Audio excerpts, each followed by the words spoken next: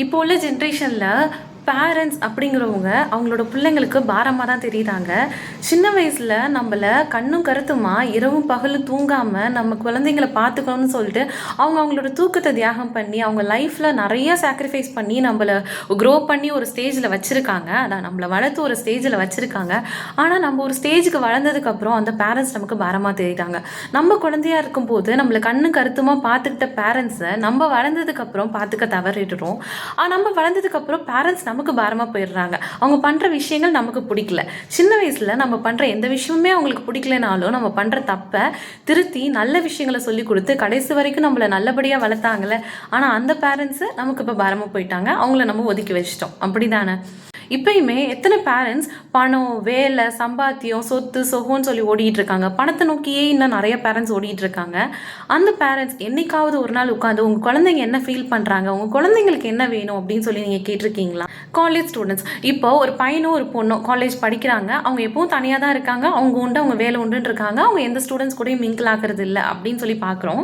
நிறையா காலேஜஸில் எல்லா கிளாஸ்லேயும் ஒருத்தவங்க இப்படி இருப்பாங்கன்னே வச்சுக்கோங்களேன். அவங்கள்ட்ட நம்ம என்னைக்காவது போய் பேசியிருக்கோமா? உனக்கு என்ன பிரச்சனை, நீ ஏன் எல்லாத்தையும் மிங்கிள் ஆக மாட்டேன், ஏன் தனியாகவே இருக்குன்னு சொல்லி நம்ம என்னைக்காவது கேட்டிருக்கோமா? கேட்டதே கிடையாது. அவள் அப்படிதான் சொல்லிட்டு அவள் கூட ஒரு 5 நிமிஷம் கூட நம்ம பேச மாட்டோம், அப்படியே ஒதுக்கி வச்சிருவோம். இதுதான் இப்போ உள்ள ஜென்ரேஷனில் நடந்துட்டு இருக்கு. ஒரு 5 மினிட்ஸ் கூட டைம் ஸ்பெண்ட் பண்ண முடியாத அளவுக்கு ஒரு டிஜிட்டலைஸ்டான ஒரு லைஃப்பை நம்ம வாழ்ந்துட்டு இருக்கோங்கிறது உங்களுக்கு புரியும்னு நினைக்கிறேன். இந்த காலகட்டத்திலையும் நிறைய விஷயங்களை நம்ம பாரமாக நினைச்சு அந்த பாரமாக நினைக்கிற விஷயங்களை நம்ம தள்ளி வச்சுட்டு இருக்கோம். லைஃப் இஸ் ஸோ அன்பிரடிக்டபிள்ல. நம்ம நேற்று பார்த்தவங்க இன்னைக்கு இருக்கிறது இல்லை. நேற்று தான் நம்மள்ட்ட காலில் பேசியிருப்பாங்க, ஆனால் இன்னைக்கு இருக்கிறது இல்லை. நிறைய விஷயங்களை நம்ம நியூஸில் பார்க்குறோம். அண்ட் டே டு டே லைஃப்லேயே நம்ம நிறைய விஷயங்களை எக்ஸ்பீரியன்ஸ் பண்ணுறோம், ஃபீல் பண்ணுறோம். ஸோ இன்றைக்கும் நீங்கள் உங்களுக்குன்னு கட்டி வச்சிருக்க அந்த வரப்போ உடைச்சி ஆண்டவரை மகிமைப்படுத்துகிற காரியத்தை செஞ்சு மன்னிச்சு மறந்து வாழ்வோம். இந்த ஸ்டோரியில் நம்ம பார்க்கும்போது கூட அந்த நேரம் அப்படிங்கிற ஒரு விஷயம் எந்த அளவுக்கு இங்கே ரோல் ப்ளே பண்ணியிருக்குன்னு பாருங்கள். ஒரு 5 நிமிஷம், ஒரு 5 நிமிஷம் ஜபா சுகன்யாக்காக அவளோட நேரத்தை செலவிட்டிருந்தா அப்படின்னா இன்றைக்கி ஒரு உயிர் போயிருக்காதுல்ல. இந்த ஸ்டோரியில் எனக்கு நிறைய விஷயங்கள் தோண்டிகிட்டே இருந்துச்சு. அதனால தான் இந்த விஷயத்தை உங்க கூட ஷேர் பண்ண வந்தேன்.